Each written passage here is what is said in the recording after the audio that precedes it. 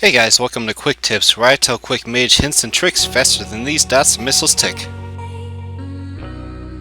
So guys, today we're going to be looking at the pathing I'm choosing for my artifact weapon, and I'm going to kind of explain why I'm going the path that I am.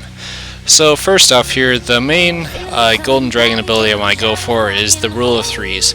And what this does is every time you send out arcane missiles, it has a 33.3% chance to send out 3 extra missiles. And this can be really strong in burst situations. It's nothing really you can rely on, like it's not going to be there 100% of the time, but in reality, the other talent that you're pretty much going to want to go for, it's also a proc. So based on these two alone, I value this one way more, just because the proc on it, like, it's just there. I mean, if you go for a touch of the magi, it has a 10% chance to apply a debuff to the enemy that accumulates all the damage you do to them for like the next 6 seconds, and it does it. But the only problem I find with that is, even if it procs for you, you still have to do damage afterwards. Like, you have to follow it up. With rule of threes, if it procs, like, the damage is there, you're guaranteed it.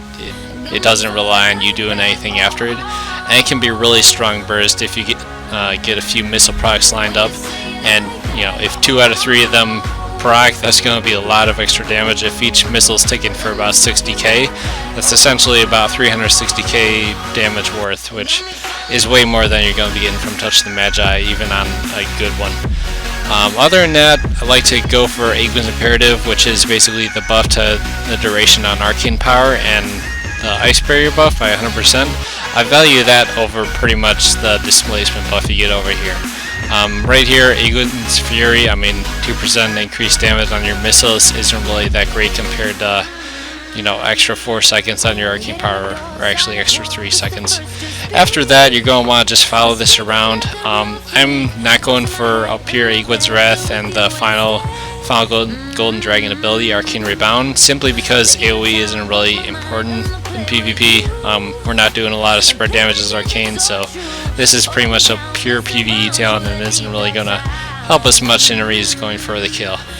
But afterwards, one change here you will see, I went for Aegwyn's Ascendance.